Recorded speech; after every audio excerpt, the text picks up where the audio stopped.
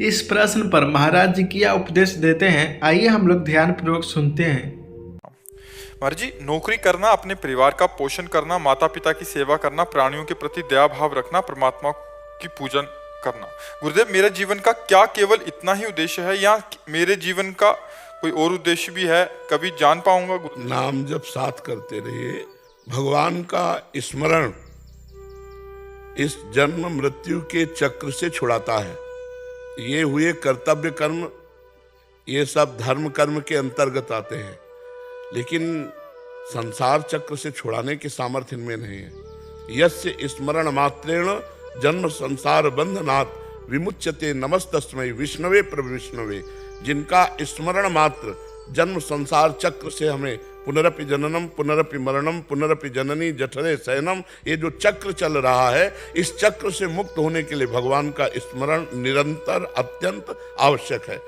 अपने कर्तव्य कर्म को करते, मामनिस्मर युद्ध च, मेरा स्मरण करते हुए युद्ध करो, भगवान ने अर्जुन को कहा। तो युद्ध का तात्पर्य है कर्तव्य कर्म। भगवान का नाम जप करो, भगवान का स्मरण करते हुए जो तुमने कहा ये कर्तव्य कर्म है, इनका पालन करो। यदि भगवान का स्मरण नहीं तो सो सब धर्म कर्म जरि जाऊ, जहाँ न राम पद पंकज भाऊ। जोग कुजोग ज्ञान अज्ञानु, जा नहीं राम प्रेम परधानु। यदि भगवान से प्रेम नहीं तो ज्ञान किस काम का, वो जोग किस काम का, वो धर्म किस काम का। समझ पा रहे हैं आप? नाम जप स्मरण करना अत्यंत आवश्यक हमारे जीवन का लक्ष्य है। भगवत स्मृति, अगर भगवत स्मृति विहीन जीवन है तो किसी काम का जीवन नहीं है, चाहे कोई भी हो। भगवत स्मृति ही खास बात है। भगवत स्मृति हरिशरणम हरिशरणम, राधा राधा, राम राम, कृष्ण कृष्ण, हरि हरि। जो नाम प्रिय हो वो नाम आप निरंतर जपते रहो। जपते हो नाम? हाँ, निरंतरता में लाओ। उठते बैठते चलते फिरते खाते पीते सोते जागते हर समय हम मधुर मधुर भगवान का स्मरण कर रहे हैं। ये जीवन का परम लक्ष्य है। मानो जीवन साधन धाम मोक्ष कर द्वारा, पाए न जे परलोक सम्हारा। सो परत्र दुख पावे, सिर धुनि धुनि पछताए, काल ही कर्म ईश्वर मिथ्या दोष लगाए।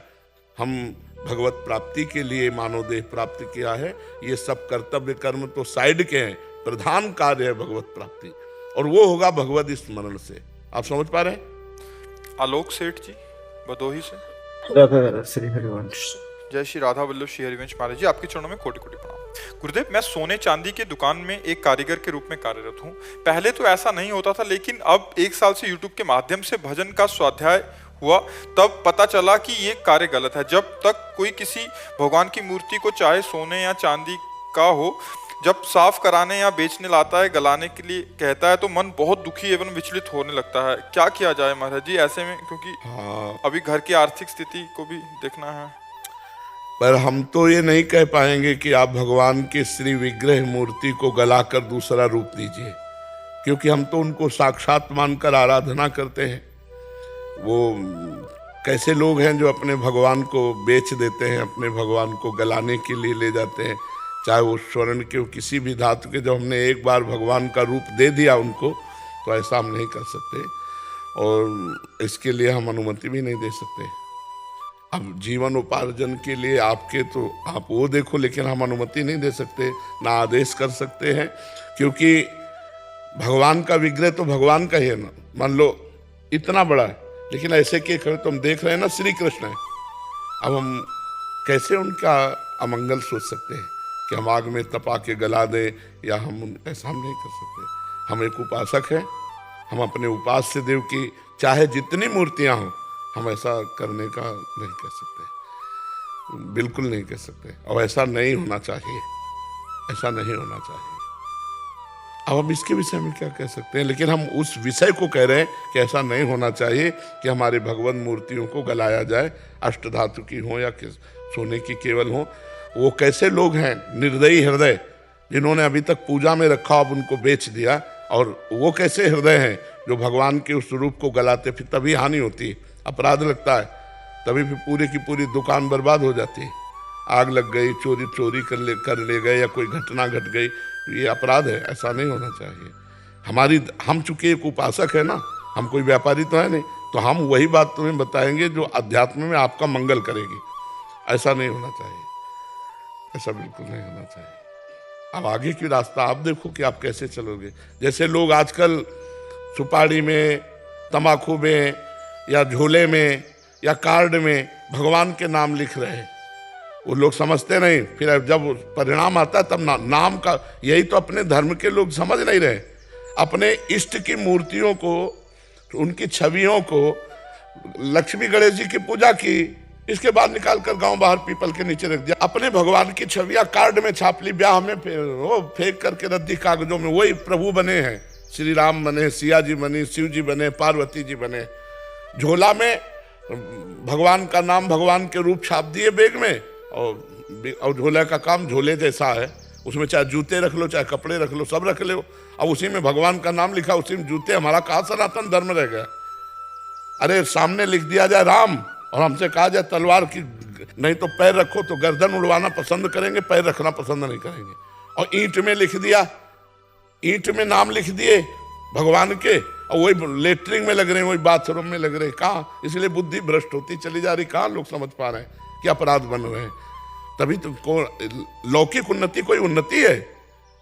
अरे ऐसे हाइलोजन की तरह प्रकाशित हुए, फ्यूज हो गए, आग लगी, सब नष्ट हो गया, एक्सीडेंट हुआ, पूरा परिवार मर गया, तो तुम्हारे सब रखे के रखे रहेंगे। अपराधों से बचना चाहिए।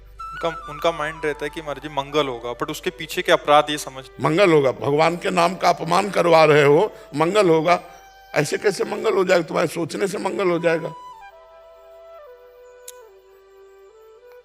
हम जिस राधा नाम को सिंहासन में विराजमान करके आरती करते हैं, वही राधा नाम खैनी में तो भी लिखा हुआ है। तो ऐसे खाए और फेंक दिए और जूता में रौंदते चले जा रहे हैं, तो ये सारा अपराध उस फैक्ट्री वाले को लगेगा। और फैक्ट्री वाले की जब अपराध का घड़ा भरता है ना, जब तक घड़ा नहीं भरता ना तभी तक हो, जब घड़ा भरता है फिर पता चल जाता है। एक परचून की दुकान थी, तो बेचारा बड़े धर्म से चलता था, तो साइकिल से चलता, नमक रोटी खाता। और सामने हलवाई की दुकान थी, बहुत उसमें मिलावट, सब कार से चलता। तो एक दिन एक संत आए उस गरीब के घर, तो उनका महाराज धर्म श्रेष्ठ है कि अधर्म श्रेष्ठ है? तो उनका धर्म। तो बोले धर्म से चलता हूं तो आपको हम आधा लीटर दूध नहीं पिला सकते, और अधर्म से चलता है, कार से चलता है वो। तो बोले आओ बेटा गंगा स्नान करने चलते। गंगा के किनारे ले गए और एक गड्ढा खुदवाया एक आदमी से, और कहा इस पे खड़े हो जाओ। बोले गुरुजी करोगे क्या? बोले चुप रहो। और भर भर के गंगा जल डालते रहे। जब गंगा जल यहां तक आ गया, तब कहा महाराज अगर एक घड़ा भी डाल दिया तो मैं मर जाऊंगा। तो बोले ऐसे ही तुम्हारा सामने वाला जब तक घड़ा भर नहीं रहा है तब तक कार से चल लो, जहां पाप का घड़ा भरा तो फिर वो नष्ट हो जाएगा। धर्म से चलने वाला दीपक की तरह जलेगा, लेकिन कुल परंपरागत चलेगा। अधर्म वाला एकदम उठेगा और फ्यूज हो जाएगा, नष्ट हो जाएगा। इसलिए भाई ये भगवान की मूर्तियों की, अब कैसे तुम्हें बताएं, विद्वान बनते हैं और भगवान का नाम और गुरु का रूप और भगवान के रूप छाप देते हैं और नालियों में फाड़ के फेंक देते हैं लोग। नहीं वो पोस्टर, हाँ, अब वो नालियों में फेंक दिए। तुम्हारे गुरु की छवि थी, तुम्हारे भगवान की छवि थी, अब ये अपराध नहीं है? और विद्वान बनते हैं ऐसे। अरे अपने इष्ट का सम्मान करना सीखो, इष्ट के नाम का सम्मान करना। तुलसी जाके मुख से धोखे निकसत राम, ताके पग की पगतली मोरे तन की चाम। अपने सनातन धर्म के देवी देवता, इष्ट, नाम, रूप, इनका आदर करना सीखे। अब ऐसे एक सिंहासन में विराजमान है और एक जूते के नीचे जा रहे हैं। मान लो पोस्टर में वही बने हैं राधा कृष्ण, अब वही फाड़ के फेंक दिए। अब कौन संभाल के देखता है कि उनको यमुना जी पधराए, जाके उनको कहीं पवित्र जगह में समाधि दे दे? ऐसा तो नहीं हो रहा। तो ये अपराध है और ये समाज को कष्ट देंगे। सुधरना चाहिए। ऐसी सामान नहीं लेनी चाहिए जिसमें भगवान का नाम लिखा हो, और अगर ले तो उस नाम को उतना कैंची से काट करके पवित्र स्थान में समाधि देनी चाहिए। जैसे गंगा किनारे, यमुना किनारे, किसी सरोवर के किनारे गड्ढा खोद लिया और समाधि देकर ऊपर रच डाल ली, तब तो हमारी बात बनेगी। शादी के कार्डों को भी, हाँ बिल्कुल, शादी के कार्डों में भगवान की छवि नहीं छापनी चाहिए, क्योंकि लोग अपमान करते हैं ना, केवल निमंत्रण कार्ड समझते हैं और इसके बाद तो रद्दी कागज की तरह हो जाता है, तो अपमान होता है हमारे भगवानों का। ऐसा नहीं करना चाहिए। महाराज जी हम गीता का पाठ करते हैं, तो जो मरने वाला है उसको मैं देती हूँ। जो कोई भी मरे, चाहे पशु पक्षी मरे, चाहे कोई मेरे परिवार का मरे, जो जिस दिन पाठ करती हूँ मैं उसके निमित्त कर देती हूँ महाराज जी। तो कोई बोलता है 7वां अध्याय करो, कोई बोलता है 8वां अध्याय करो, तो कौन सा करना चाहिए?